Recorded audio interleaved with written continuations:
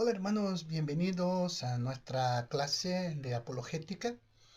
Y nosotros vamos a leer en 1 de Pedro capítulo 3, versículo 15.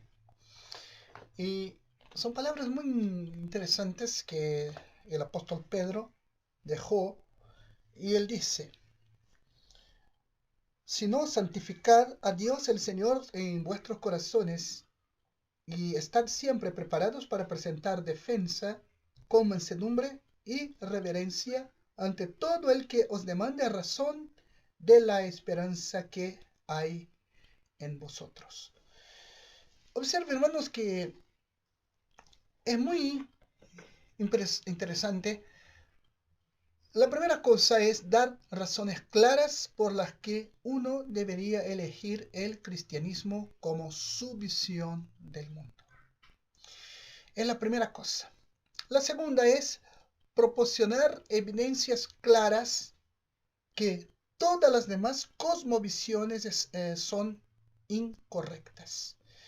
Cuando nosotros empezamos a hablar de apologética, y el objetivo de nuestro curso es dar razones claras. La segunda, proporcionar la evidencia clara o evidencias claras de que todas las demás cosmovisiones están incorrectas o son incorrectas. La número 3 es ser capaz de mostrarle a un incrédulo por qué debería convertirse en cristiano. Y la cuarta es poder presentar el Evangelio de una manera suave y respetuosa. Esto sería los objetivos de nuestro curso. Ahora vamos a empezar con unas cosas muy interesantes acá de nuestra primera lección. Nosotros vamos aquí a buscar y vamos a empezar a ver unas cosas muy interesantes. Bien, nosotros ya hemos leído el texto de Primera de Pedro, ¿cierto? Ahí está, es como el versículo principal de este curso. Ahora vamos a ver algunas definiciones de cosmovisiones, de pensamientos que hay en el mundo. El naturalista. El naturalista es la persona que cree en una explicación natural del origen del universo. Hay unos que simplemente bien, el mundo de alguna forma u otra ha sido hecho. Yo encuentro interesante. Hay personas así. Los teístas. Los teístas son personas o una persona, aquí tenemos en el singular, una persona que cree en una explicación sobrenatural del origen del universo y que la causa es un dios o dioses. Ahora, este dios es un dios personal, ¿cierto? Me parece que estamos ahí en este saquito llamado teísmo. Ahora tenemos el deísta. Observa que hay teísta y deísta. El deísta es el cree que Dios no está involucrado en el universo. Es decir, lo creó y se fue. Es un ser que no está muy preocupado con las personas. No tiene una relación, no se involucra, simplemente deja que las cosas pasen. Monoteísta. El monoteísta es un teísta que cree que solo hay un Dios y que ha hecho y que de hecho, perdón, está involucrado en el universo. Entonces el monoteísmo es así, que cree que hay un solo Dios. Ahora vamos a ver otras definiciones politeísta. El politeísta es distinto. ¿Por qué? El politeísta cree que hay múltiples dioses. Entonces hay diversas creencias y más adelante vamos a analizarlas, ¿ya? Panteísta, que no es como el politeísta. El panteísta es una persona que cree que todo lo que existe en el universo es Dios y que Dios no es personal. Este es el pensamiento panteísta, distinto del politeísta. El ateísta, el nombre ya nos dice todo, es la persona que cree que no hay Dios. El universo es el resultado del tiempo y el azar. Más adelante vamos a analizar bastante esto.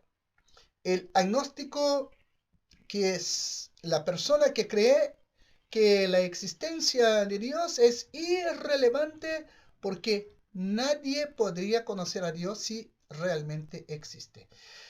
Observen bien que vamos a encontrar todos los tipos de personas, ¿cierto? Cada una con su creencia, pero nosotros tenemos muy presente en este tiempo al ateísta y al agnóstico. Es una cosa que está muy presente en este tiempo. Vamos también a hablar del nihilista. El nihilista es distinto porque él literalmente es un nadaísta. Ahí es un neologismo, una expresión nueva. Él cree que no hay una explicación razonable para la existencia del universo. Nosotros después vamos a ver las realidades de esas personas. Y aquí nosotros comenzamos a ver un diagrama que es muy interesante. Ahí dice realidad coherente y no realidad. Entonces ahí comenzamos a ver sin realidad. Ahí tenemos al existencialismo, al nihilismo que acabamos de ver, y la realidad coherente, que es el naturalismo, el sobrenaturalismo, vamos a hablar un poquito más adelante. De ahí vemos el panteísmo, el politeísmo y el monoteísmo. Dentro del monoteísmo tenemos a tres principales religiones, que el Islam, el judaísmo y el cristianismo. Ahí están las tres principales ramas del monoteísmo, ¿ya? Entonces, si ustedes se dan cuenta, una parte que es sin realidad, que es el existencialismo y el nihilismo, y las realidades coherentes, naturalismo, sobrenaturalismo, que se manifiesta en panteísmo, politeísmo y monoteísmo. Y después nosotros vemos al Islam, al budismo al judaísmo, y al cristianismo. Ahora observen que opiniones del no sería opiniones del no realismo. Nosotros, si volvemos un poquito acá, son realidades incoherentes o no realidad, por así decir, que es el existencialismo y el nihilismo. Entonces, el existencialista y el nihilista tienen sus presuposiciones y vamos a verla aquí rápidamente. La primera presuposición es que nada puede explicar lógicamente mis experiencias. La segunda, mis experiencias son todo lo que sé que existen. La número 3, por lo tanto, si hay algún significado en la vida, se encontrará en mis experiencias. Entonces, el existencialista dice, como no existe una realidad coherente, el significado de la vida solo se puede encontrar en mis experiencias. Es el pensamiento existencialista. Vamos a identificar sus conceptos y características, del existencialista, que es, si se siente bien, hazlo. Es uno de los pensamientos existencialistas. También está bien, si tu punto de vista contradice el mío, ambos podemos tener razón. Si conversamos con un existencialista, él incluso va a concordar con sus conceptos monoteístas, sus conceptos cristianos, y va a querer un acuerdo contigo. Por ejemplo, la número 3, dentro de esta identificación, identificando conceptos y características, en matemáticas no debería haber respuestas, solo impresiones. Otro pensamiento u otra característica. También las contradicciones no me eliminan. Ahora, el nihilista dice, como no existe una realidad coherente, nada realmente importa. Y vamos a ver que, identificando conceptos y características nihilistas, encontramos preocupación con la muerte y la destrucción. Son personas muy negativas. Desesperado y con tendencias suicidas. También tiene una perspectiva negativa de la vida. Para él nada es bueno, todo está mal. Un sol precioso, pero qué día caluroso, está helado, pucha, me estoy muriendo de frío. Es decir, siempre va a tener una perspectiva negativa de la vida. No hay otra vida, para él se termina todo acá. Y también a menudo resulta en suicidio. Son personas bastante complicadas. Nosotros vamos si nos vamos a Eclesiastés y el capítulo 1, nosotros vamos a ver unas cosas muy interesantes acá. El capítulo 1 de Eclesiastés. Voy a leer solamente el primer versículo, pero es bueno. El primer y el segundo versículo.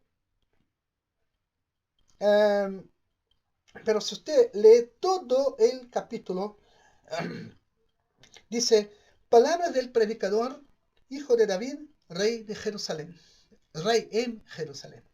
Vanidad de vanidades, dijo el predicador, vanidad de vanidades, todo es vanidad. ¿Qué provecho tiene el hombre de todo su trabajo con que se afana debajo del sol? Es exactamente esta palabrita que yo quisiera aquí analizar rápidamente con ustedes. Me llama la atención, ya vimos los diagramas, ya vimos algunas cosas, pero vamos a esta opinión de Eclesiastés, el capítulo 1. Entonces, incluso antes de juzgarlos a esas personas prematuramente, debemos leer Eclesiastés capítulo 1 y vamos a sacar ahí dos observaciones. El nihilismo es la cosmovisión del mundo más precisa del término bajo el sol. Esta palabra bajo el sol significa todo lo tangible sin tener en cuenta lo sobrenatural. La lógica hará que una persona acepte la verdad de la Biblia o le hará perder todo sentido del significado de la vida. Hermanos, es increíble, pero es una verdad. Si la persona no analiza según el punto de vista bíblico, para ella todo va a ser vanidad. Ella no va a tener una perspectiva completa de lo que significa vida, si ella no tiene en cuenta lo sobrenatural. Vamos a ver ahora el argumento contra el existencialismo y el nihilismo o el no realismo. Vamos a ver un resumen. La experiencia afirma la coherencia. Es una gran verdad. Entonces, si vamos a hablar a esas personas, comience con sus experiencias. Al menos ambos están de acuerdo en que las experiencias existen. Estamos hablando del existencialista. En nuestras experiencias, la coherencia se considera normal, mientras que la incoherencia se considera anormal. Ejemplo, normalmente dos objetos no pueden ocupar el mismo lugar, el mismo espacio a la vez, al mismo tiempo. ¿Cómo reaccionarías si alguien atravesara la pared en este momento? Asumirías que fue un truco, supuestamente. El punto es que nuestras mentes están empeñadas en creer en la coherencia, ¿cierto? Tenemos leyes que rigen, la ley de la gravedad y otras leyes. Entonces, nosotros nos guiamos por lo que es coherente. Cuando nuestras experiencias parecen incoherentes, la respuesta siempre radica en lo que no vemos o sabemos. Concluyendo, aunque no podamos o aunque no podemos saberlo u observarlo todo, debemos creer en la coherencia de las cosas. Cuando algo no parece tener sentido, debemos asumir que la respuesta está en lo que no sabemos. Tenemos que recordar, en este caso más preciso, que todavía no es la meta llevar a la persona a Cristo. Es para ayudarla a estar lista o dispuesta a buscar respuestas en cosas que aún no entienden. Como nosotros vimos al comienzo, estamos dando razón de nuestra fe. Estamos dando a entender que creemos en algo, estamos dando a entender que nosotros tenemos algo en que con que tener confianza, con que creer, cuando que estas personas simplemente todo es casualidad y viene con la coincidencia. Nosotros ya no hablamos de esto, de coincidencia, hablamos de propósito. Entonces tenemos que saber cómo acercarnos a estas personas. Bien, nosotros estamos llegando al término de nuestra primera clase. Yo les agradezco el tiempo y vamos a prepararnos para la próxima o siguiente lección. Que Dios les bendiga y hasta pronto.